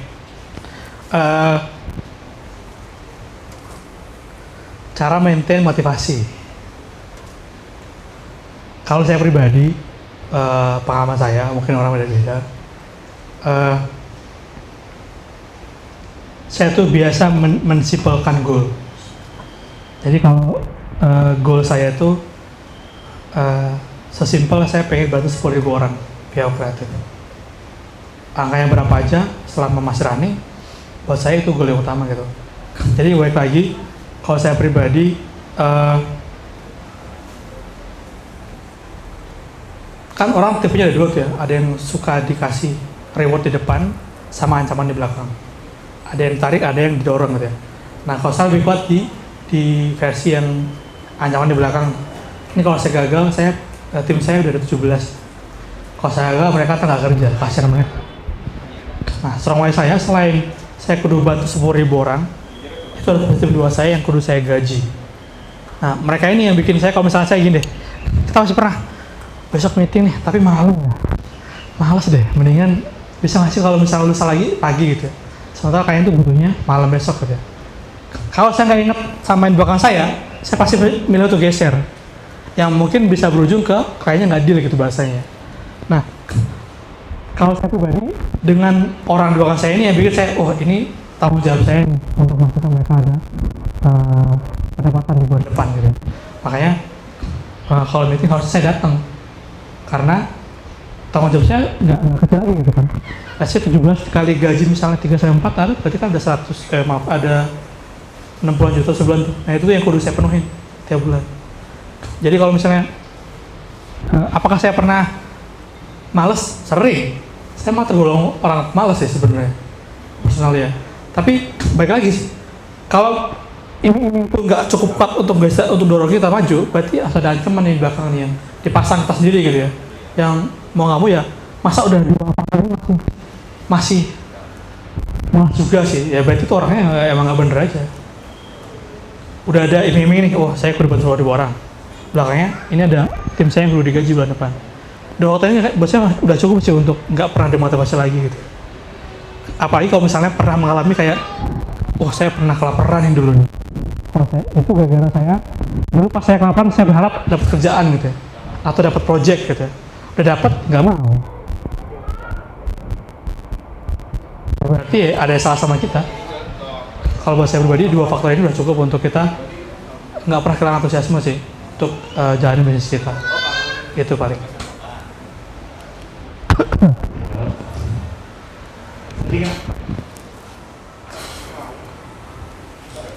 Sebenarnya terima kasih Mas Wahyu.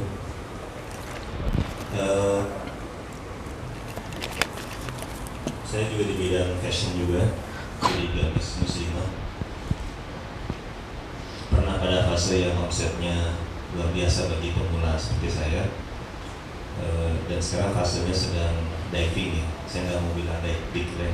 Kalau diving kan sambil nyari mutiara. Pertanyaan yang pertama, waktu masih sosmed kalau buat live video gimana sih sekarang? Terus yang kedua tadi disebutkan kalau mulai bisnis saat terburuknya adalah pas lagi zero gitu. Gimana kalau buat kondisinya zero mulai bisnis, atau karena kondisinya sedang diving pengen bisnis itu mulai dari nol? Salah tuh. Oke. Gimana kalau kondisi usaha itu lagi turun gitu bahasanya? Ini case kita juga bulan Maret tahun ini. Kreatif. Jadi untuk pertama kali kreatif itu minus. Untuk pertama kalinya. Jadi cost kita sama pendapatan itu kurang.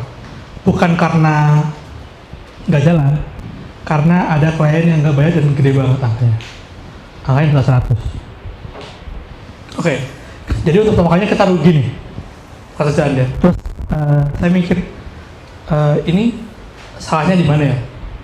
Ternyata setelah saya lihat baik itu ternyata saya ada fase-fase yang saya terlalu santai sama part penagihan. Nah, kalau misalnya teman-teman sekarang masih di fase kayak lagi diving gitu ya, akan naik. Kalau saya pribadi saya akan nyoba cara baru. Kan cara lama lagi diving nih, berarti udah cara baru dong.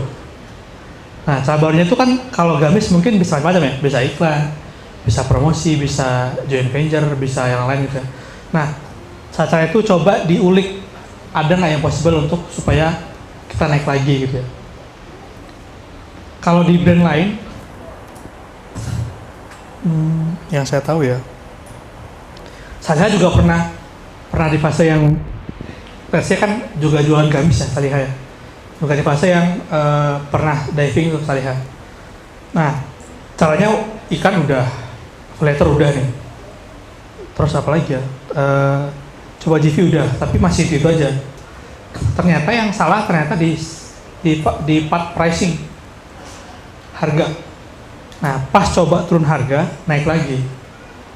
Nah, kalau sekarang di fase itu ya coba-coba aja dari opsi yang dari 5P itu apa yang perlu diganti.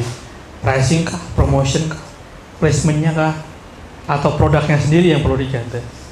Jadi buat saya pribadi, selama masih belum explore 5 itu berarti belum maksimal di coba-cobanya sih, gitu. Nah, kalau saya pribadi menyarankan eksplorasi aja dari 5P ini, apa yang bisa diubah supaya usahanya naik lagi, gitu. Terus yang kedua, balik lagi nih, kita sebagai owner udah efektif belum penggunaan waktunya. Nah, jangan-jangan selama ini yang terlaku itu gak ada hasilnya gitu. Contoh gak ada hasilnya, contoh nih. Contoh gak ada hasilnya. Saya dulu terjebak dilema, konten itu kudu bagus banget. Kudu yang atraktif banget. Padahal bisnis itu nggak penting-penting banget ternyata tuh.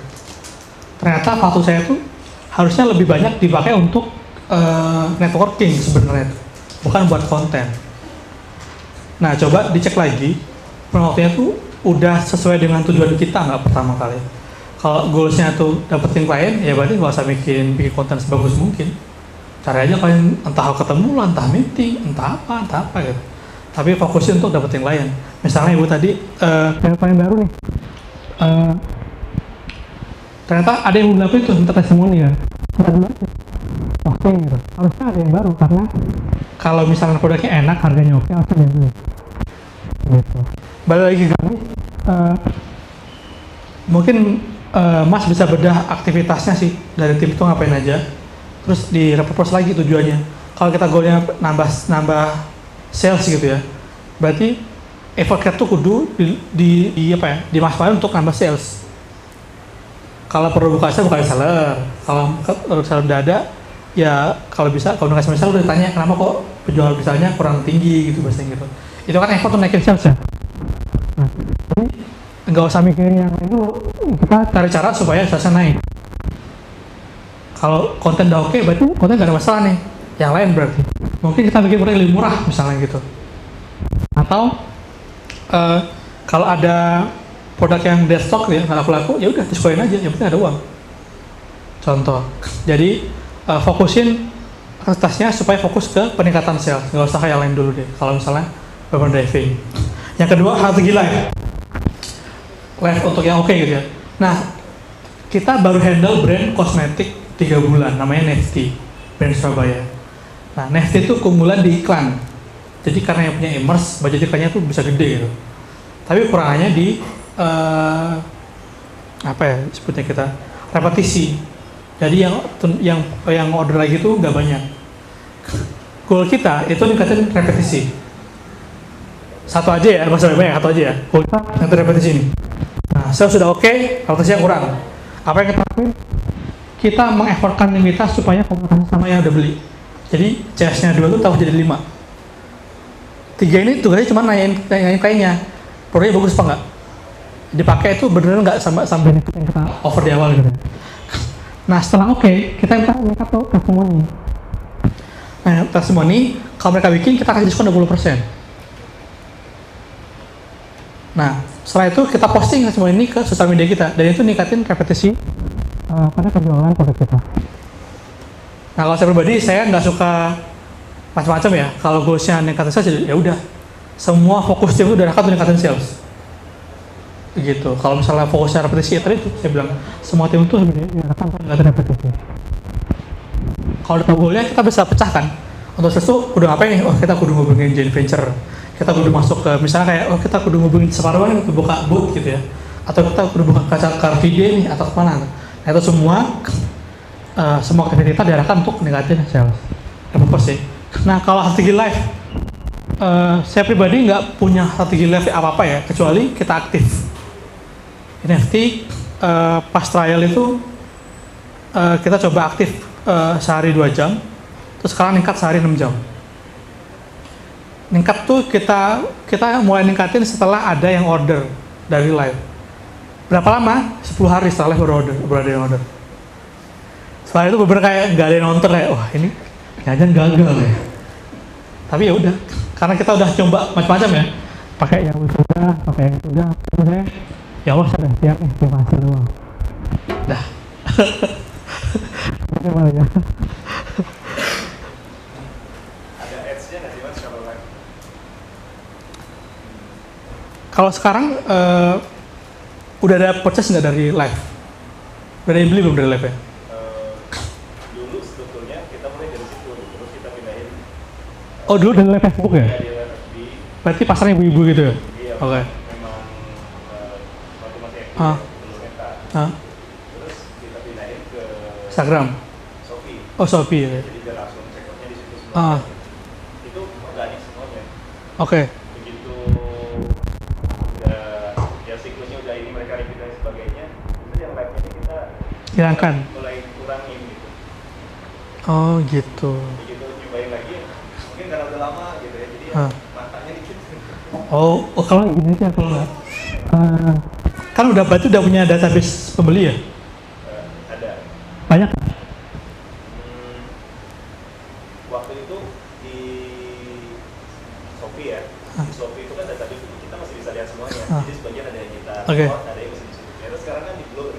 Benar. Dia yang belum sempat ke record ya udah wassalam. Oh gitu. Dulu tuh udah berapa ribu kalau gitu? Belum banyak sih, belum ribuan sih. Masih puluhan yang ke record. Oh, oke. Kalau sekarang kalau itu angkanya sehari berapa sih penjualannya? Berapa pieces? Kalau lagi bagus dulu sebulan bisa di angka 100 omsetnya. Oke. Ya kalau sekarang 30. sehari closing satu itu udah alhamdulillah. Oke, baik berarti. Oke, baik. Saya pribadi nggak ada hati khusus ya, nggak talent live ya. Kalau udah pernah live tinggal di rutinin sih. Apakah ada itu terus? Buat saya nggak ada. Buat saya penting itu live dulu, terus ntar kalau saya case saya aja, masih gini. Case saya bukan saya aja kalau ada proses satu hari. Ya. Mungkin kalau nggak ada mungkin lebih lama, tapi itu dilakuin. Gitu aja sih. Jadi kalau misalnya ada itu nggak ada, saya nggak punya apa ya, nggak punya trik khusus untuk live. Buat saya pribadi yang penting rutin dulu deh. Nanti pasti kalau udah rutin ada yang beli, bakal ada insight baru dari pembelinya. Tapi yang pasti kalau fashion, kalau visualnya udah oke, masuk yang dulu nih testimonial. Kalau misalnya yang beli itu diminta untuk testimonial, posting di itu mereka, terus setelah itu dikasih diskon, udah. Kita juga sama di NFT, yang beli itu yang mau konten kita kasih diskon. Jadi yang beli yang dia mau ngasih testimonial kasih diskon langsung di itu dan itu kita anggap biaya marketing ekstra lah, kalau lebih gitu.